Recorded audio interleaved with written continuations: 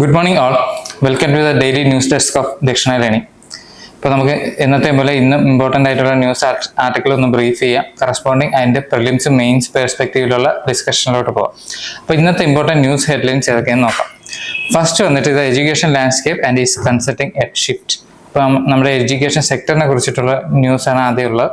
Second one is India's rising e waste the need to recast its management. അപ്പോൾ conservation, environment conservation ആംഗിളിലുള്ള ഒരു ന്യൂസാണ്. When water standards don't hold water. അപ്പോൾ water conservation ആംഗിളിലുള്ള ഒരു ന്യൂസാണ്. How is shipping industry tackling emission. അപ്പോൾ ഇത് വന്നിട്ട് ഇൻഫ്രാസ്ട്രക്ചറിൽ ഷിപ്പിംഗ് ഇൻഡസ്ട്രി ആയിട്ട് റിലേറ്റഡ് ആയ ന്യൂസാണ്.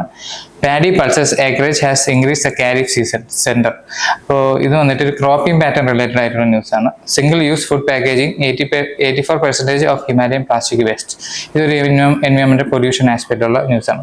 അപ്പോൾ ഇത്രയാണ് ഇമ്പോർട്ടൻ്റ് ആയിട്ടുള്ള ന്യൂസ് ഹെഡ്ലൈൻസ് ഇന്നത്തെ ന്യൂസ് പേപ്പറിലുള്ളത്. അപ്പോൾ ഇതിന്റെ കറസ്പോണ്ടിങ് പ്രിലിംസ് ആൻഡ് മെയിൻസ് പെർസ്പെക്റ്റീവിലുള്ള അനാലിസിസിലോട്ട് പോകാം. സോ ഇന്നത്തെ ഫസ്റ്റ് ന്യൂസ് വന്നിട്ട് എഡ്യൂക്കേഷൻ സെക്ടറിനെ കുറിച്ചിട്ടുള്ള ബ്രീഫിംഗ് ആണ്. അപ്പോൾ ഈ ന്യൂസിൽ മെയിൻ ആയിട്ട് ഹൈലൈറ്റ് ചെയ്യുന്നത് നമ്മുടെ എഡ്യൂക്കേഷൻ ലാൻഡ്സ്കേപ്പിൽ കറന്റ് ഉണ്ടായിട്ടുള്ള ഷിഫ്റ്റ് എങ്ങനെയാണ്, സ്ട്രക്ചറിൽ ആണ് ആൻസർ പ്രൊസീജിയർ ആസ്പെക്റ്റിലുള്ള ഷിഫ്റ്റ് എങ്ങനെയാണെന്നാണ് ബ്രീഫ് ചെയ്യുന്നത്.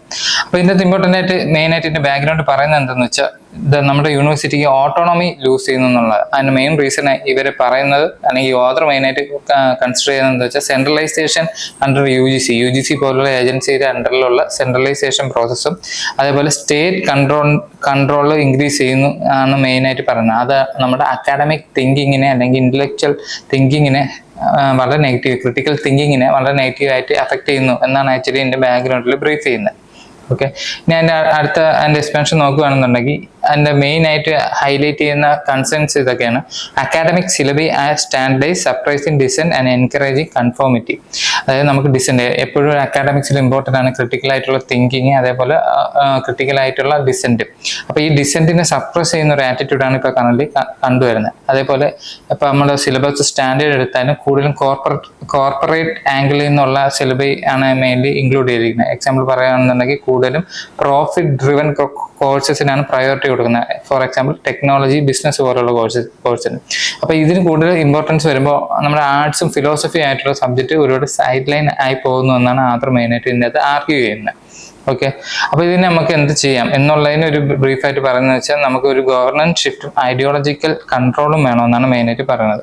So academic governance is increasingly influenced by corporate ideology, diminishing intellectual independence and altering the democratic role of university. അപ്പോൾ യൂണിവേഴ്സിറ്റി എന്ന് പറഞ്ഞാൽ നമുക്കറിയാം ഓൾറെഡി ഇപ്പം ഹിസ്റ്റോറിക്കലായിട്ട് വേൾഡിൽ നോക്കുകയാണെങ്കിലും ഇന്ത്യയിൽ നോക്കുകയാണെങ്കിലും യൂണിവേഴ്സിറ്റി ഒരു ക്രൂഷ്യൽ റോൾ പ്ലേ ചെയ്യുന്നുണ്ട് സൊസൈറ്റി എവല്യൂഷന് വേണ്ടിയിട്ട്. അപ്പോൾ അതിൻ്റെ ഒരു ഓട്ടോണമി അത്ര ക്രിട്ടിക്കലാണ്, ഇമ്പോർട്ടൻ്റ് തന്നെയാണ്. അപ്പോൾ നമുക്ക് ഇതിന്റെ പ്രിലിംസ് പോയിന്റ് ഓഫ് വ്യൂവിൽ എന്തൊക്കെയാണ് ഇമ്പോർട്ടൻറ്റ് പോയിന്റ്സ് ഉള്ളതെന്ന് നോക്കാം. അപ്പോൾ പ്രിലിംസ് പെർസ്പെക്റ്റീവ് നോക്കുകയാണെങ്കിൽ നമ്മൾ എഡ്യൂക്കേഷൻ സെക്ടർ എന്ന് അനാലിസിസ് ചെയ്യുമ്പോൾ അതിൻ്റെ ഏറ്റവും ലേറ്റസ്റ്റ് ആയിട്ടുള്ള അഡിഷൻ എന്ന് പറഞ്ഞാൽ നമ്മുടെ ന്യൂ എഡ്യൂക്കേഷൻ പോളിസിയാണ്. അപ്പോൾ നമ്മുടെ ഈ ന്യൂ എഡ്യൂക്കേഷൻ പോളിസിയുടെ ഇൻട്രൊഡക്ഷൻ നമ്മളെ സ്ട്രക്ചറിൽ നമ്മളെ എഡ്യൂക്കേഷൻ ലാൻഡ്സ്കേപ്പിനെ എങ്ങനെ എലിവേറ്റ് ചെയ്യുന്നു അല്ലെങ്കിൽ എന്ത് ചേഞ്ച് കൊണ്ടുവരുന്നത് നോക്കുകയാണെന്നുണ്ടെങ്കിൽ ഇറ്റ് ഇൻട്രൊഡ്യൂസ് 5+3+4 സ്കൂൾ സ്ട്രക്ചർ. അതായത് ഇതിന് തൊട്ട് മുമ്പ് 10+2 എന്ന് പറഞ്ഞൊരു സ്ട്രക്ചറിലാണ് നമ്മൾ കറന്റ് പൊയ്ക്കൊണ്ടിരിക്കുന്നത്. അപ്പോൾ അത് മാറിയിട്ട് 5+3+3+4 ഒരു കണ്ടിന്യൂസ് ഇവാലുവേഷൻ മോഡല് ഓരോ സെക്ഷൻ അല്ലെങ്കിൽ ഓരോ കൊഹോർട്ടിൽ നമ്മൾ അനാലിസിസ് ചെയ്താൽ പോകുന്നത്. അതായത് ഒരു 10 ഇയർ കഴിഞ്ഞിട്ട് ഒരു അനാലിസിസിനെ കാട്ടി ഓരോ കൊഹോർട്ട് ഏജ് ഗ്രൂപ്പിൽ വരുന്ന സമയത്ത് ഓരോ അനാലിസിസിലോട്ട് പോകുന്നു എന്നാണ് മെയിനായിട്ട് പറയുന്നത്. അതേപോലെ ഇമ്പോർട്ടൻ്റ് ആയിട്ട് ഇത് ഹൈലി ഇൻക്ലൂസീവ് ആക്കി, അതായത് എൻറോൾമെന്റ് റേഷ്യോ ഹൈലി ഇൻക്ലൂസീവ് ആക്കി നമ്മുടെ ഈ ഒരു നെറ്റിലോട്ട് ഫ്രം 3 to 18 ഏജ് വരെയുള്ള ചിൽഡ്രൻസിനെ ഇൻക്ലൂഡ് ചെയ്യാൻ തുടങ്ങി.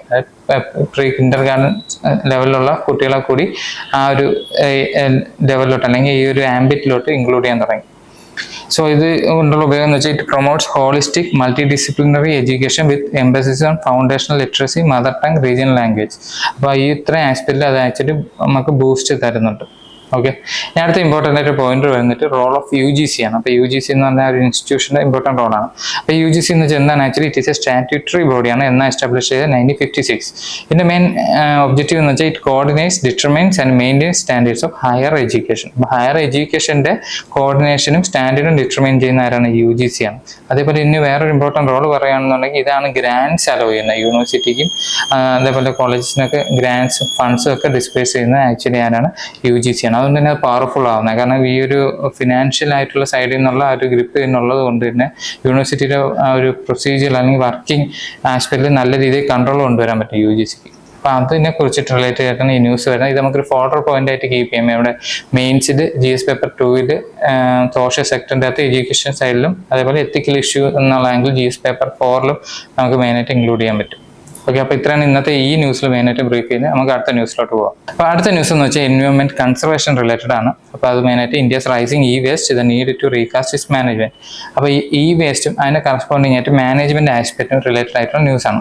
അപ്പോൾ എന്താണ് ഇതിന്റെ ബാക്ക്ഗ്രൗണ്ട് എന്ന് നോക്കാം. India's waste surged by 151% in 6 years, making it a global top generator. കണക്ക് ഒത്തിരി ഭയങ്കര ഒരു സ്റ്റണ്ണിങ് ആയിട്ടുള്ള ഓരോ കണക്കാണ് പറയുന്നത്. ആക്ച്വലി നമ്മുടെ വേസ്റ്റിന്റെ ഒരു ടോൾ എന്ന് വെച്ചാൽ 151% ഇൻക്രീസ് ആയിട്ടുള്ളതെന്നാണ്. അതിനുള്ള മെയിൻ റീസൺ പറയുന്നത് പുവർ മാനേജ്മെന്റ് ആണ് മെയിൻ ക്രിട്ടിക്കൽ റീസൺ പറയുന്നത്. അപ്പോൾ കറസ്പോണ്ടിങ്ങിൽ ഇതിന് റിലേറ്റഡ് ആയിട്ട് വേസ്റ്റ് മാനേജ്മെന്റ് എന്തൊക്കെയാണ് ഇമ്പോർട്ടൻറ്റ് വേറെ ആസ്പെക്ട് ഉള്ളതെന്ന് നോക്കാം. അതിൻ്റെ ഏറ്റവും ഇമ്പോർട്ടൻ്റ് ആണ് EPR and waste management rules എന്ന് പറയുന്നത്. അപ്പോൾ എന്താ EPR എന്ന് പറയുന്നത്? EPR is extended producer responsibility. അതായത് ഈ ഒരു റൂൾ അല്ലെങ്കിൽ എക്സ്റ്റൻഡഡ് പ്രൊഡ്യൂസർ റെസ്പോൺസിബിലിറ്റി എന്നുള്ളൊരു പോളിസി കൊണ്ടുവരുന്നത് കൊണ്ട് എന്താ മാൻഡേറ്റ് ചെയ്യുന്നത്? Producers to manage the end of life waste. അത് എവിടെ നിന്നാണോ പ്രൊഡക്ഷൻ ഉണ്ടാകുന്നത് അവർ തന്നെ ഈ വേസ്റ്റിന്റെ മാനേജ്മെന്റ് ഇമ്പോർട്ടൻ്റ് ആയിട്ടുള്ള ഹോൾഡ് ചെയ്യണം എന്നാണ് ആക്ച്വലി എന്താണ് EPR മെയിനായിട്ട് പറയുന്നത്. 2022 rules introduced a floor price for EPR certificates to curb hazards informal recycling. അതായത് ഫ്ലോർ പ്രൈസിനെ കൊണ്ടുവന്ന് EPR സർട്ടിഫിക്കറ്റ് നമുക്ക് കിട്ടാൻ വേണ്ടിയിട്ട്, എന്നാലേ നമുക്ക് ആ ഒരു പ്രൊഡ്യൂസറിന് ആ ഒരു സർട്ടിഫിക്കറ്റ് കിട്ടത്തുള്ളൂ. അപ്പോൾ ആ സർട്ടിഫിക്കറ്റ് കിട്ടാൻ വേണ്ടി 95% ഹസാർഡ്സ് ആയിട്ടുള്ള റീസൈക്ലിങ്ങിന് പോകണം എന്നാണ് ആക്ച്വലി പറയുന്നത്. അപ്പോൾ ഇതാണ് ആക്ച്വലി മെയിനായിട്ട് ഈ ഒരു ന്യൂസിൽ ബ്രീഫ് ഔട്ട് ചെയ്യുന്ന ഇമ്പോർട്ടൻറ്റ് പോയിന്റ്സ് വേസ്റ്റിനെ കുറിച്ചിട്ടുള്ള. അപ്പോൾ ഇതിന്റെ കറസ്പോണ്ടിങ് പ്രിൻസ് പെർസ്പെക്റ്റീവിൽ ഏതൊക്കെ ഏരിയ നോക്കാം. അപ്പോൾ പ്രിൻസ് പെർസ്പെക്റ്റീവിൽ നമ്മൾ നോക്കുകയാണെന്നുണ്ടെങ്കിൽ ഏറ്റവും ഇമ്പോർട്ടൻറ്റ് കീവേഡ് ആക്ച്വലി EPR തന്നെയാണ്, എക്സ്റ്റൻഡ് പ്രൊഡ്യൂസർ റെസ്പോൺസിബിലിറ്റി എന്നുള്ളതാണ്. അപ്പോൾ എന്താണെന്നൊന്നും കൂടെ നമുക്ക് ഡീറ്റെയിൽ ആയിട്ട് നോക്കുകയാണെങ്കിൽ producers are financially and physically responsible for managing products after consumer use. അതാണ് ഇതിന്റെ മെയിൻ ആസ്പെക്ട്. അപ്പോൾ പ്രൊഡ്യൂസേഴ്സിന്റെ അടുത്ത് തന്നെ ലയബിലിറ്റി എത്തിക്കുന്ന ഒരു മാൻഡേറ്റ് ആണ് മെയിൻലി ഏതിലുള്ള EPRലുള്ളത്. അപ്പോൾ അത് മെയിനായിട്ട് ഏത് ആംഗിളിലാണ്? Recycling, reuse and safe disposal. ഈ ഇത്ര ആംഗിളാണ് അത് മെയിനായിട്ട് വർക്ക് ചെയ്യുന്നത്. അപ്പോൾ EPR aims to reduce environmental impact by incentivizing eco-friendly product design and shifting waste management costs from government to producers. അപ്പോൾ ഇങ്ങനെ ഒരു പോളിസി വരുന്നതുകൊണ്ട് എന്താ അവിടെ ഒരു ആറ്റിറ്റ്യൂഡിന് ഷിഫ്റ്റ് വരും. കാരണം കൂടുതൽ eco-friendly പ്രോഡക്റ്റ് ഡിസൈൻ ചെയ്യാൻ വേണ്ടിയിട്ട് ഒരു ഷിഫ്റ്റ് വരും. കാരണം അങ്ങനെ ചെയ്യുമ്പോഴേ പ്രൊഡ്യൂസേഴ്സിന് കോസ്റ്റ് കുറയ്ക്കാൻ പറ്റുള്ളൂ. അപ്പോൾ അതേപോലെ ഈ ഒരു ലയബിലിറ്റി ഇഷ്യൂ മെയിനായിട്ട് ഗവൺമെന്റിൽ നിന്ന് പ്രൊഡ്യൂസറിലോട്ട് ഷിഫ്റ്റ് ചെയ്യുകയും ചെയ്യും. അപ്പോൾ ഇന്ത്യയുടെ കേസ് എന്താണെന്ന് നോക്കിയാൽ EPR ഈസ് മാൻഡേറ്ററി, ഇമ്പോർട്ടൻ്റ് ആണ്, മാൻഡേറ്ററി ആണ്. എവിടെയൊക്കെയാണ്? വേസ്റ്റിലും പബ്ലിക് വേസ്റ്റിലും ഇമ്പോർട്ടൻറ്റ് മാൻഡേറ്ററി പ്രൊവിഷനാണ് EPR എന്ന് പറയുന്നത്. ഓക്കെ, അതുപോലെ ഇമ്പോർട്ടൻറ്റ് കീവേഡാണ് വേസ്റ്റ് മാനേജ്മെന്റ് റൂൾസ് എന്ന് പറയുന്നത്. അപ്പോൾ ഈ റൂൾസ് മെയിനായിട്ട് എന്താ പറയുന്നത്? It mandate producers to achieve annual recycling target. അപ്പോൾ ആനുവലി ഒരു ടാർഗറ്റ് വെച്ചിട്ടുണ്ട്. ആ ടാർഗറ്റ് അച്ചീവ് ചെയ്യാൻ വേണ്ടി പ്രൊഡ്യൂസേഴ്സിനെ മെയിനായിട്ട് പുഷ് ചെയ്യും ഏത് waste management rules. Okay, only registered manufacturers, recyclers and refurbishers can handle waste. അപ്പോൾ രജിസ്റ്റേർഡ് ആയിട്ടുള്ള മാനുഫാക്ചേഴ്സിനെ ഈ ഒരു മാൻഡേറ്റിനകത്ത് റീസൈക്ലിംഗിൽ മെയിനായിട്ട് ആക്ട് ചെയ്യാൻ പറ്റും. ഇത്രയും പോയിന്റ്സ് ആണ് ഇമ്പോർട്ടൻ്റ് പ്രിലിംസ് പെർസ്പെക്റ്റീവ് വരുന്നത്. മെയിൻസിൽ നമുക്ക് GS പേപ്പർ 3 എൻവയോൺമെന്റ് കൺസർവേഷനിലും GS paper 2 government policies for environment സസ്റ്റൈനബിലിറ്റിയിലും നമുക്ക് മെയിനായിട്ട് ഇൻക്ലൂഡ് ചെയ്യാം. അപ്പോൾ നമുക്ക് അടുത്ത ന്യൂസ് ബ്രീഫിലോട്ട് പോകാം. അടുത്ത ന്യൂസ് ബ്രീഫ് മെയിനായിട്ട് നമ്മളൊരു റിസോഴ്സ് ഡിസ്ട്രിബ്യൂഷനെ കുറിച്ചിട്ടാണ്. അതിൻ്റെ ഇമ്പോർട്ടൻ്റ് ആയിട്ടുള്ള വാട്ടർ റിസോഴ്സ് ഡിസ്ട്രിബ്യൂഷൻ ആണ്. അപ്പോൾ എന്താ പറയുന്നത്? When water standards don't hold water. അതായത് ഇപ്പോൾ കറന്റ് നമുക്കൊരു ബാക്ക്ഗ്രൗണ്ട്, ഈ ന്യൂസിന്റെ ബാക്ക്ഗ്രൗണ്ട് പറയുകയാണെങ്കിൽ കറന്റ് നമുക്കൊരു വാട്ടർ സ്റ്റാൻഡേർഡ് ഉണ്ട്. അതായത് പെർ ക്യാപിറ്റ വാട്ടർ സപ്ലൈ അല്ലെങ്കിൽ പെർ ക്യാപിറ്റ വാട്ടർ എത്രത്തോളം ഹോൾഡ് ചെയ്യണം എന്നുള്ളൊരു ഡേറ്റ ഉണ്ടാവും. പക്ഷേ ഈ ഡേറ്റയ്ക്ക് ഒരു എംപിരിക്കൽ എവിഡൻസ് ഇല്ല എന്നാണ് ഓതർ പറയുന്നത്. അപ്പോൾ ഈ ഒരു എംപിരിക്കൽ എവിഡൻസ് ഇല്ലാത്ത കാരണം ഇതിൻ്റെ ഒരു റാഷണൽ യൂസ് ആണ് മെയിനായിട്ട് കണ്ടുവരുന്നത്. ഒരു റാഷണൽ ടെൻഡൻസി ഓഫ് യൂസ് ആണ് മെയിനായിട്ട് കണ്ടുവരുന്നത് അക്രോസ് എവിടെ? സോഷ്യോ എക്കണോമിക് ആൻഡ് ക്ലൈമറ്റ് ആസ്പെക്റ്റിൽ. അതായത് ക്ലൈമറ്റ് ഡിഫറെൻ്റ് ആയിട്ടുള്ള റീജിയനിൽ സോഷ്യോ എക്കണോമിക് സ്റ്റാറ്റസ് വെച്ച് നോക്കുമ്പോഴും നമുക്കൊരു ഇറാഷണൽ യൂസ് ആയിട്ടുള്ള ഡിസ്ട്രിബ്യൂഷനാണ് മെയിനായിട്ട് ചെയ്ത് വാട്ടറിൻ്റെ കാര്യത്തിൽ വരുന്നത്. അപ്പോൾ ഇതുമൂലം എന്താ ഉണ്ടാകുന്നതെന്ന് വെച്ചാൽ it have an impact on infrastructure and resource allocation. അപ്പോൾ ഇൻഫ്രാസ്ട്രക്ചറിലും റിസോഴ്സ് അലോക്കേഷനിലും ഒരു നെഗറ്റീവ് ഇമ്പാക്ട് മെയിനായിട്ട് ഉണ്ടാക്കുന്നുണ്ട്. ഫോർ എക്സാമ്പിൾ, ദീ standard drive water infrastructure projects and fund allocation open justifying large projects like dams without real consumption analysis. അപ്പോൾ ഈ ഒരു evidence make ചെയ്തിട്ടുള്ള data ഇല്ലാത്ത കാരണം ഈ ഒരു ഫണ്ട് അല്ലെങ്കിൽ ഈ മെയിനായിട്ട് ഒരു ഫിനാൻഷ്യൽ സൈഡിൽ നിന്നുള്ള അലോക്കേഷൻ കൂടുതൽ ലാർജ് പ്രോജക്ട്സിനെ പോകുന്നത് rather than small one for the main targeted audience എന്നുള്ള ആംഗിളിൽ മെയിനായിട്ട് പോകുന്നില്ല. അപ്പോൾ ഓതർ സജസ്റ്റ് ചെയ്യുന്നത് വെച്ചാൽ നല്ല രീതിയിൽ മോണിറ്റർ ചെയ്യുക, ഇക്വിറ്റബിൾ ഡിസ്ട്രിബ്യൂഷൻ നമ്മൾ മെയിനായിട്ട് അച്ചീവ് ചെയ്യാൻ വേണ്ടി ട്രൈ ചെയ്യുക, ഗവൺമെൻറ് സൈഡിൽ നിന്ന് പോളിസിയിൽ സ്ട്രീം ലൈൻ ചെയ്യുക എന്നുള്ള ആസ്പെക്റ്റാണ് ഈ ന്യൂസ് മെയിനായിട്ട് ബ്രീഫ് ഔട്ട് ചെയ്യുന്നത്. ഇതിൻ്റെ കറസ്പോണ്ടന്റ് റിലേറ്റഡ് ആയിട്ടുള്ള പ്രിലിംസ് പെർസ്പെക്റ്റീവിലോട്ട് പോകാം. പ്രിലിംസ് പെർസ്പെക്റ്റീവിൽ മെയിനായിട്ട് നോക്കുമ്പോൾ നമ്മൾ വാട്ടറിൻ്റെ ഡിസ്ട്രിബ്യൂഷനും അതിന് കറസ്പോണ്ടിങ് ആയിട്ടുള്ള ഗവൺമെൻറ് പോളിസീസ് ആണ് മെയിനായിട്ട് ഡിസ്കസ് ചെയ്യുന്നത്. അതിൽ ഏറ്റവും ഇമ്പോർട്ടൻ്റ് ആണ് അർബൻ വാട്ടർ സപ്ലൈ എന്ന് പറയുന്നത്. അപ്പോൾ നമ്മൾ അർബൻ വാട്ടർ സപ്ലൈയിൽ ഇമ്പോർട്ടൻ്റ് ആയിട്ടുള്ള ചാലഞ്ചസ് ഏതൊക്കെയെന്ന് നോക്കുകയാണെങ്കിൽ first one is outdated infrastructure ഒരു ഇമ്പോർട്ടൻറ്റ് ചാലഞ്ചാണ്, ഹൈ ലീക്കേജ് ഒരു ഇമ്പോർട്ടൻറ്റ് ചാലഞ്ചാണ്, as a severe ground water depression. ഇത്ര ഒരു ഇമ്പോർട്ടൻറ്റ് ചാലഞ്ചാണ് ആക്ച്വലി അത് അർബൻ വാട്ടർ സപ്ലൈയിൽ വരുന്നത്. ഇതിന് പുറമെ വാട്ടർ പൊല്യൂഷനും ലാക്ക് ഓഫ് സീവേജ് ട്രീറ്റ്മെൻറ്റ് ഇപ്പോൾ ഭയങ്കര റൈസ് ചെയ്യുന്നുണ്ട് ഇവിടെ അർബൻ വാട്ടർ ബോഡീസിലൊക്കെ. അപ്പോൾ ഇത് ഹൈലി ഹസാർഡസ് ആണ്, അവിടുത്തെ ലൈഫ് സ്റ്റൈലിനെ, ക്വാളിറ്റി ഓഫ് ലൈഫിനെ നല്ല ഇമ്പോർട്ടൻ്റ് ആയിട്ട് ബാധിക്കുന്നുണ്ട്. അപ്പോൾ കാരണം ഈ ഒരു ആസ്പെക്ട് ഒക്കെ കവർ ചെയ്യാൻ വേണ്ടിയിട്ട് ഗവൺമെൻറ് ലെവലിൽ എന്താ പോളിസി ഉള്ളതെന്ന് വെച്ചാൽ ഏറ്റവും ഇമ്പോർട്ടൻറ്റ് പ്രോഗ്രാം ജൽ ജീവൻ മിഷനാണ്. എന്താണ് Jal Jeevan mission? It aims to provide function household tap connection to every rural household, also has an urban component. അതായത് എല്ലാ റൂറൽ ഹൗസ് ഹോൾഡിനും ഒരു functional household tap connection കൊടുക്കുക എന്നുള്ളതാണ്. ഇത് മെയിനായിട്ട് ഫോക്കസ് ചെയ്യുന്ന എന്തിലേക്കാണ്? Sustainability, community participation and water quality monitoring ആണ് മെയിനായിട്ട് ഇത് നോക്കുന്നത്. എന്നിട്ട് വാട്ടർ മാനേജ്മെന്റ് പോളിസീസ് എന്തൊക്കെയാണെന്ന് നോക്കാം. അപ്പോൾ പോളിസി ലെവൽ എന്തൊക്കെയാണ് വാട്ടർ മാനേജ്മെന്റ് സൈഡിലുള്ളതെന്ന് നോക്കാം. ഏറ്റവും ഇമ്പോർട്ടൻറ്റ് ഇത് ഏത് ലിസ്റ്റിൽ വരും എന്നുള്ളതാണ്. Water is primarily A state subject ആണ്. പക്ഷേ ഇന്റർ സ്റ്റേറ്റ് റിവേഴ്സിൻ്റെയും കാര്യത്തിൽ മെയിനായിട്ട് പോളിസി സെറ്റ് ചെയ്യുന്നവരാണ് സെൻട്രാണ്. അപ്പോൾ സ്റ്റേറ്റ് ലെവൽ സബ്ജക്റ്റ് ആണ് വാട്ടർ. അപ്പോൾ സ്റ്റേറ്റ് ഗവൺമെന്റ് അതോറിറ്റി ഉണ്ട് വാട്ടർ മെയിനായിട്ട് റെഗുലേറ്റ് ചെയ്യാനും സപ്ലൈ മെയിനായിട്ട് ക്യാരി ഔട്ട് ചെയ്യാനും. പക്ഷേ ഇന്റർ സ്റ്റേറ്റ് വാട്ടർ റിവേഴ്സിൻ്റെ കാര്യത്തിൽ ഇമ്പോർട്ടൻ്റ് ആയിട്ടുള്ള പോളിസി സെറ്റ് ചെയ്യുന്നവരാണ് സെൻട്രാണ്. ഇനി വേറെ ഇമ്പോർട്ടൻറ്റ് ലോസ് ഏതൊക്കെ നോക്കിയാൽ environment protection act, water act, central pollution control ബോർഡും സ്റ്റേറ്റ് പൊല്യൂഷൻ കൺട്രോൾ ബോർഡും ഇമ്പോർട്ടൻ്റ് ആയിട്ട് വാട്ടർ ക്വാളിറ്റി മോണിറ്റർ ചെയ്യും. ഇതേപോലെ വേറെ ഇമ്പോർട്ടൻറ്റ് ആസ്പെക്ട് നാഷണൽ വാട്ടർ പോളിസിയാണ്. അത് മെയിനായിട്ട് എംഫസൈസ് ചെയ്യുന്നത് എന്താണ്? Integrated decentralise and sustainable management of water. ഇതാണ് മെയിനായിട്ട് വാട്ടർ പോളിസിയിൽ ഇമ്പോർട്ടൻ്റ് ആയിട്ട് വരും. അപ്പോൾ ഇത് നമുക്ക് മെയിനായിട്ട് ഇൻക്ലൂഡ് ചെയ്യാൻ പറ്റിയ മെയിൻസ് ആസ്പെക്ട് എന്ന് നോക്കിക്കഴിഞ്ഞാൽ GS പേപ്പർ 1 റിസോഴ്സ് അലോക്കേഷനിൽ വരും. അതേപോലെ GS പേപ്പർ 2 ഗവർണൻസ് ആസ്പെക്റ്റിൽ വാട്ടർ ഗവർണൻസ് എന്നുള്ള ആംഗിളിൽ വരാം. അതേപോലെ GS പേപ്പർ 3 ഇൻഫ്രാസ്ട്രക്ചർ ഡെവലപ്മെന്റിലും റിസോഴ്സ് മാനേജ്മെന്റിലും മെയിനായിട്ട് ഇൻക്ലൂഡ് ചെയ്യാൻ പറ്റും.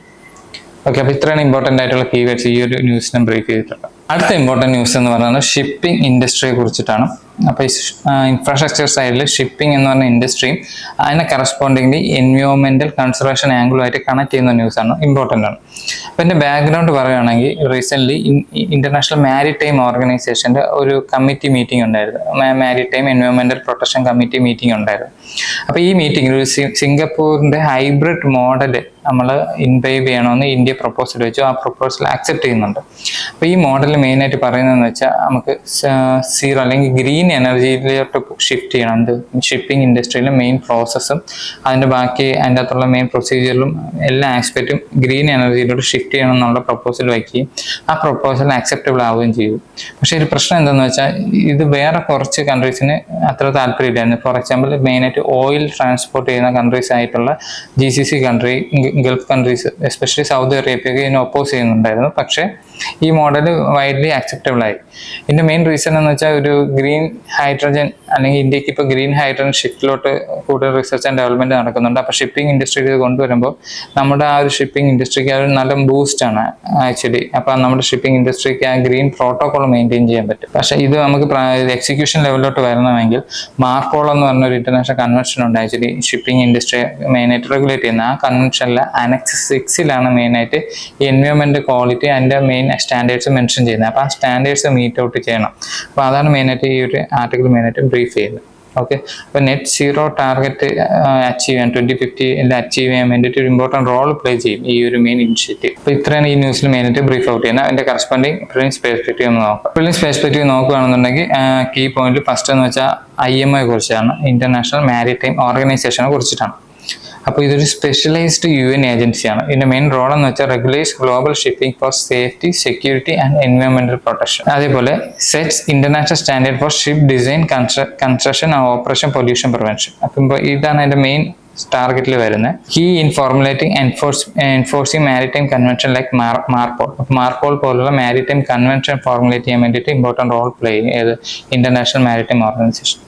അടുത്ത മാർപോൾ കൺവെൻഷൻ എന്താണെന്നാണ്. ഈ മാർപോൾ കൺവെൻഷൻ എന്താണ്? International treaty to prevent maritime pollution for ships. ഇതാണ് മെയിനായിട്ട് മാർപോൾ കൺവെൻഷന്റെ ഒബ്ജക്റ്റീവ്. ഇത് മെയിനായിട്ട് റെഗുലേറ്റ് ചെയ്യുന്ന എന്തൊക്കെയാണ്? Regulates oil, chemical, sewage, garbage and air pollution. ഇതെല്ലാം ഇതിന്റെ ആംബിറ്റിൽ മെയിനായിട്ട് വരും. ഇത് ആരെ എൻഫോഴ്സ് ചെയ്യുന്നതെന്ന് വെച്ചാൽ it is enforced by IMO, international maritime organisation ആണ് ഇത് എൻഫോഴ്സ് ചെയ്യുന്നത്. ഈ ഒരു മാർപോളിന്റെ അണ്ടറിൽ 6 അനക്സേഴ്സ് ഉണ്ട്. അപ്പോൾ ഈ ഇൻഫോഗ്രാഫിക്സ് നോക്കിയെന്നൊക്കെ കാണുമ്പോൾ ഓരോ അനക്സേഴ്സ് ഏതാണ്? അത് ഏറ്റവും ലാസ്റ്റ് അനക്സർ ആയിട്ടുള്ള അനക്സർ 6ലാണ് മെയിനായിട്ട് എന്ത് വരുന്നത്? Prevention of air pollution from ships മെയിനായിട്ട് വരുന്നത്. അപ്പോൾ അതിന്റെ ആംബിറ്റിലാണ് ഇപ്പോഴത്തെ ഈ ഒരു ഡിസ്കഷൻ മെയിനായിട്ട് നടന്നത്. ഇനി ഇതും റിലേറ്റഡ് ആയിട്ട് ഗ്രീൻ ഹൗസ് ഗ്യാസ് എമിഷൻ എന്താണെന്ന് നോക്കാം. Shipping sector is a significant source of greenhouse gas emission. Greenhouse ഗ്യാസിന്റെ എമിഷന്റെ ഒരു മെയിൻ സോഴ്സ് ആണ് ആക്ച്വലി അത് ഷിപ്പിംഗ് എന്ന് പറയുന്നത്. അതുകൊണ്ട് തന്നെ IMOക്ക് ഒരു ടാർഗറ്റ് വെച്ചിട്ടുണ്ട് 15% reduction in greenhouse gas emission from international shipping by 2050. അപ്പോൾ ഈ ഒരു ടാർഗറ്റ് ബേസ് ചെയ്തിട്ടാണ് ഇപ്പോഴത്തെ ഡിസ്കഷന് മെയിനായിട്ട് ഈ അഡോപ്ഷൻ മെയിനായിട്ട് വരുന്നത്. അപ്പോൾ ഇതിന്റെ ഇന്ത്യയുടെ പ്രൊപ്പോസൽ ആയിരുന്നു green hydrogen powder fuel use ചെയ്തിട്ട് ഷിപ്പ് ചെയ്യുക എന്നുള്ള. അപ്പോൾ ആ ആസ്പെക്റ്റിൽ എന്താണ് നാഷണൽ ഹൈഡ്രജൻ മിഷൻ എന്ന് നോക്കാം, ഇമ്പോർട്ടൻ്റ് ആണ്.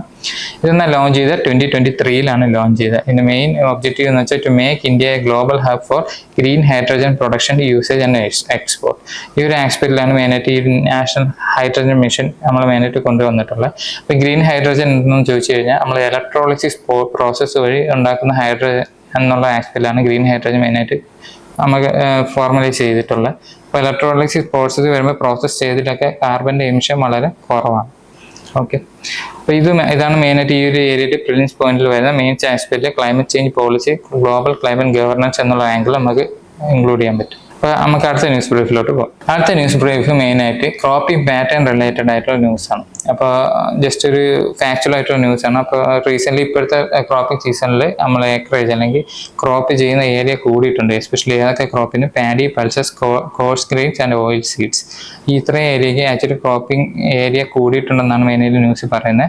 അതേപോലെ onion and potato sowing also surge by 2.82 lakh hectares. മെയിനായിട്ട് ഇമ്പോർട്ടൻ്റ് പറയുന്നത്. ഇതിനുള്ള മെയിൻ ആസ്പെക്ട് എന്താ പറയുന്നത് വെച്ചാൽ വാട്ടർ സ്റ്റോറേജ് നല്ല രീതിയിൽ ഇമ്പ്രൂവ് ആയിട്ടുണ്ട്. അതേപോലെ ഫുഡ് ഗ്രെയിൻ സ്റ്റോക്സിന്റെ റിസർവേഷൻ അല്ലെങ്കിൽ അതിന്റെ സ്റ്റോറേജ് നല്ല രീതിയിൽ പോയിട്ടുണ്ട്. അപ്പോൾ ഇത് മെയിനായിട്ട് ഹൈലൈറ്റ് ചെയ്യുന്നത് നമ്മുടെ അഗ്രികൾച്ചർ സിസ്റ്റം ഇപ്പോൾ കൂടുതൽ സയന്റിഫിക് ആവുന്നുണ്ട്, സയന്റിഫിക് ഇൻപുട്ട് വരുന്നുണ്ട്, ഔട്ട്പുട്ട് സ്റ്റേജിലും സയന്റിഫിക് ആയിട്ടുള്ള ആസ്പെക്ട് ഇൻക്ലൂഡ് ചെയ്യുന്നുണ്ട്. അതിന്റെ ഓവറോൾ ഔട്ട്പുട്ടാണ് ആ ഒരു എൻഹാൻസ്മെന്റ് മെയിനായിട്ട് കാണിക്കുന്നത്, ഇൻപുട്ട് സ്റ്റേജിലും ഔട്ട്പുട്ട് സ്റ്റേജിലും. പിന്നെ കറസ്പോണ്ട് റിലേറ്റഡ് ആയിട്ടുള്ള പ്രിലിംസ് പോയിന്റ് ഏതൊക്കെയാണെന്ന് നോക്കാം. പ്രിലിംസ് പോയിന്റ് ഇമ്പോർട്ടൻ്റ് ആയിട്ട് മെയിനായിട്ട് കാരിഫ് ക്രോപ്സ് ആണ് നോക്കുന്നത്. അപ്പോൾ ഈ ഒരു ഇൻഫോഗ്രാഫിക് നോക്കുകയാണെങ്കിൽ ഇമ്പോർട്ടൻറ്റ് കാരിഫ് ക്രോപ്പ് ഏതൊക്കെ നോക്കാം. Paddy, soybean, pigeon pea, cotton, peas, green gram, ഇതൊക്കെ ഇമ്പോർട്ടൻ്റ് ആയിട്ടുള്ള കാരിഫ് ക്രോപ്സ് ആണ്. എന്നാൽ കാരിഫ് ക്രോപ്സിന്റെ ക്രോപ്പിംഗ് പാറ്റേണിൽ ഇമ്പോർട്ടൻസ് ആയിട്ടുള്ള ആസ്പെക്ട്സ് എന്ന് നോക്കാം. Sown with onset of monsoon സമയത്ത് സോ ചെയ്യും, സെപ്റ്റംബർ ഒക്ടോബർ സമയത്ത് ഹാർവെസ്റ്റ് ചെയ്യുന്നതാണ് ആക്ച്വലി ഇത് കാരിഫ് ക്രോപ്പ് എന്ന് പറയുന്നത്. ഇതിന് ഹോട്ട് ഹ്യൂമിഡ് ക്ലൈമറ്റും ഗുഡ് റെയിൻഫോളും വേണം. മേജർ ക്രോപ്സ് ഏതൊക്കെയെന്ന് വെച്ചാൽ rice, maize, jowar, bajra, tur, moong, urad, cotton, ഇതൊക്കെയാണ് ഇമ്പോർട്ടൻ്റ് ആയിട്ട് ക്രോപ്സ് എന്ന് പറയുന്നത്. ഇനി നമ്മൾ സ്റ്റേറ്റ് വെച്ച് നോക്കുകയാണെന്നുണ്ടെങ്കിൽ ഏറ്റവും ഇമ്പോർട്ടൻ്റ് ആയിട്ട് ലീഡിംഗ് പ്രൊഡ്യൂസേഴ്സ് വെസ്റ്റ് ബംഗാൾ, കർണാടക, മഹാരാഷ്ട്ര, മധ്യപ്രദേശൊക്കെയാണ് ഇമ്പോർട്ടൻ്റ് ആയിട്ടുള്ള സ്റ്റേറ്റ്സ് എന്ന് പറയുന്നത്. റിസർവർ സ്റ്റോറേജ് മെയിനായിട്ട് ഇതിന്റെ ഇമ്പോർട്ടൻ്റ് ആസ്പെക്റ്റ് ആണ് റിസർവർ സ്റ്റോറേജ്. ഈ റിസർവർ സ്റ്റോറേജിൽ മെയിനായിട്ട് ഹോൾഡ് ചെയ്യുന്ന വാട്ടർ എന്തിനൊക്കെ ഉപയോഗിക്കുന്നതെന്ന് വെച്ചാൽ ഇറിഗേഷനും ഡ്രിങ്കിങ്, ഹൈഡ്രോ ഇലക്ട്രിസിറ്റി എന്നുള്ള ആസ്പെക്റ്റാണ് മെയിനായിട്ട് യൂസ് ചെയ്യുന്നത്. അതുപോലെ ഈ ഒരു അഗ്രികൾച്ചർ സിസ്റ്റത്തിൽ ഇമ്പോർട്ടൻ്റ് ആസ്പെക്റ്റ് ആണ് ഇത് ഫുഡ് ബഫർ സ്റ്റോക്സ് എന്ന് പറയുന്നത്.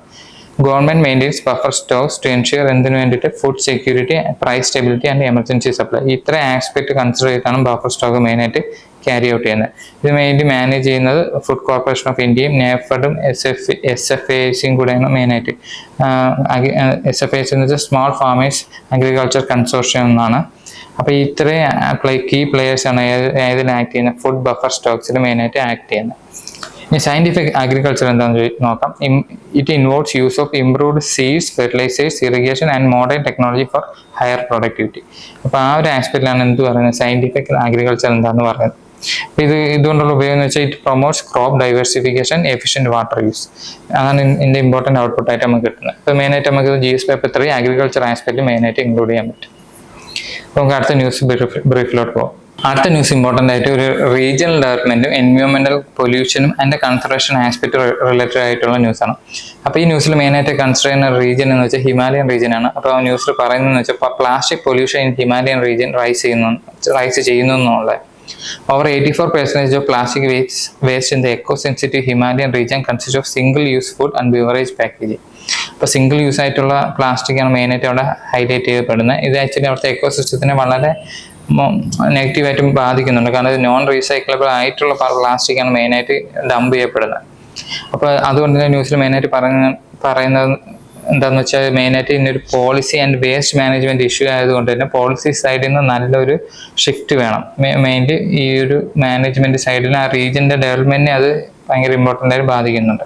അപ്പോൾ ഇത് ബേസ് ചെയ്തിട്ട് ഒരു zero waste Himalayan alliance form ചെയ്തിട്ടുണ്ട്. അതിൻ്റെ മെയിൻ എംബസിസ് എന്ന് വെച്ചാൽ the crisis is more of a production and systemic issue rather than just poor consumer waste management.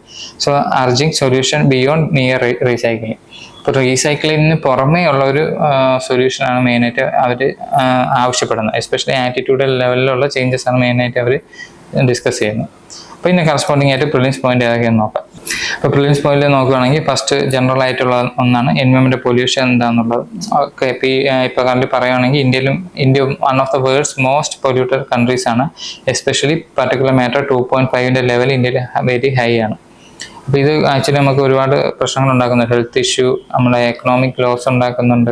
അപ്പോൾ ഈ ഒരു ഇഷ്യൂവിനെ കൺട്രോൾ ചെയ്യാൻ വേണ്ടി ഗവൺമെന്റ് സൈഡിൽ നിന്നുള്ള മെയിൻ എഫേർട്സ് എന്ന് വെച്ചാൽ national clean air programme, renewal energy എക്സ്പാൻഷനൊക്കെ ഇമ്പോർട്ടൻ്റ് ആംബിറ്റാണ്. അപ്പോൾ ഇത് ജനറലൈസ്ഡ് ആയിട്ടുള്ള പോയിന്റാണ്. ഇനി അടുത്ത പ്ലാസ്റ്റിക് വേസ്റ്റ് മാനേജ്മെന്റ് എന്നുള്ള കീ റൂൾസ് ഉണ്ട്. ഇപ്പോൾ എന്താ plastic waste management rules mandate ചെയ്യുന്നത് വെച്ചാൽ it segregate plastic at source, ban plastic bags below 50 microns, promotes recycling and reuse. Important ആണ്. ബിലോ 50 മൈക്രോൺസിലുള്ള പ്ലാസ്റ്റിക്കാണ് മെയിൻലി ബാൻ ചെയ്യുന്നത്. അതേപോലെ വേസ്റ്റിനെ സോഴ്സിൻ്റെ അവിടെ വെച്ച് തന്നെ സെഗ്രിഗേറ്റ് ചെയ്യാൻ വേണ്ടിയിട്ട് ഉള്ള റൂൾസ് മാൻഡേറ്റ് ചെയ്യുന്നുണ്ട്. ഓക്കെ, ഞാൻ അടുത്ത ഇമ്പോർട്ടൻ്റ് ആയിട്ട് ഒരു എൻവയോൺമെന്റ് പെർസ്പെക്റ്റീവ് നോക്കുകയാണെങ്കിൽ എന്താണ് എക്കോ സെൻസിറ്റീവ് സോൺ എന്നറിയണം. എക്കോ സെൻസിറ്റീവ് സോൺ എന്ന് വെച്ച് കഴിഞ്ഞാൽ നമ്മൾ protect area, especially national park, wildlife സാങ്ച്വറിക്ക് ചുറ്റും നമ്മളൊരു ബഫർ ഏരിയ ക്രിയേറ്റ് ചെയ്യുന്നുണ്ട്. അതായത് ഔട്ട്സൈഡിൽ നിന്നുള്ള ഷോക്ക് അബ്സർവ് ചെയ്യാൻ വേണ്ടിയിട്ടുള്ള ബഫർ ഏരിയ. ആ ബഫർ ഏരിയ നമ്മൾ എന്ത് പറയുന്നത്, എക്കോ സെൻസിറ്റീവ് സോൺ എന്ന് പറയുന്നത്. അപ്പോൾ ഈ ഏരിയയ്ക്ക് ഒരു പ്രത്യേകത ഉണ്ട്. It restrict polluting industry, construction, resource extraction within specified buffer zone. അപ്പോൾ ഈ ഏരിയയിൽ ഈ ആക്ടിവിറ്റി, ഇൻഡസ്ട്രി ആക്ടിവിറ്റി, കൺസ്ട്രക്ഷൻ അല്ലെങ്കിൽ റിസോഴ്സ് എക്സ്ട്രാക്ഷൻ എന്നുള്ള ഒരു ആക്ടിവിറ്റീസ് എല്ലാം റെസ്ട്രിക്റ്റഡ് ആണ്. ഇമ്പോർട്ടൻ്റ് ആണ്, ഇത് റെസ്ട്രിക്റ്റഡ് ആണ്, പ്രൊഹിബിറ്റഡ് അല്ല. ക്വസ്റ്റ്യൻസ് പ്രൊഹിബിറ്റഡ് എന്നുള്ള രീതിയിൽ ഫ്രെയിം ചെയ്യാം, ട്രാപ്പിൽ വീഴരുത്. They are restricted under eco sensitive zones. Okay, also they serve as a buffer between core protected area and human settlements. അപ്പോൾ ഒരു ഷോക്ക് അബ്സോർബർ എന്നുള്ള ആംഗിളിലാണ് മെയിനായിട്ട് എന്ത് ചെയ്യുന്നത്, ബഫർ സോൺ മെയിനായിട്ട് ആക്ട് ചെയ്യുന്നത്. അപ്പോൾ ഇന്ത്യയിൽ ഇമ്പോർട്ടൻ്റ് ആയിട്ടുള്ള എക്കോ സെൻസിറ്റീവ് സോണാണ് മെയിൻലി ഇൻഫോഗ്രാഫിൽ ബ്രീഫ് ചെയ്തിട്ടുള്ള. നോക്കുകയാണെങ്കിൽ Sultanpur national bird sanctuary, Okhla sanctuary, പിന്നെ സൗത്ത് ഇന്ത്യയിൽ western guts, മഹാരാഷ്ട്രയും Pulicat bird sanctuary ഒക്കെ ഈ ഒരു ആംബിറ്റിൽ ഇമ്പോർട്ടൻ്റ് ആയിട്ടുള്ള എക്കോ സെൻസിറ്റീവ് സോൺ ആയിട്ട് വരും. മാപ്പ് ഔട്ട് ചെയ്യുമ്പോൾ നിങ്ങൾക്ക് ഇമ്പോർട്ടൻ്റ് ആയിട്ടുള്ള മെയിനായിട്ട് പോയിന്റ് ഔട്ട് ചെയ്യാൻ പറ്റും. അപ്പോൾ ഇത്രയാണ് ഇമ്പോർട്ടൻ്റ് ആയിട്ടുള്ള ന്യൂസ് ഡിസ്കഷൻ ഇന്ന് മെയിനായിട്ട് വരുന്നത്. അപ്പോൾ കൂടുതൽ എൻവയോൺമെന്റൽ ആസ്പെക്റ്റിലുള്ള ന്യൂസ് ആണ് മെയിൻലി ഇന്ന് ഡിസ്കഷന് വന്നത്. ഇമ്പോർട്ടൻ്റ് ആണ്. അപ്പോൾ നിങ്ങൾ നോട്ട്സ് കീപ്പ് ചെയ്യുമ്പോൾ ഇതൊരു ഫോൾഡർ പോയിന്റ് ആയിട്ട് ആക്ട് ചെയ്യുക, നോട്ട് പ്രിപ്പയർ ചെയ്യുക, റിവൈസ് ചെയ്യുക. അപ്പോൾ ഇതേപോലെ അടുത്ത ദിവസം വേറൊരു ന്യൂസ് ബ്രീഫുമായിട്ട് പിന്നും കാണാം. So thank you.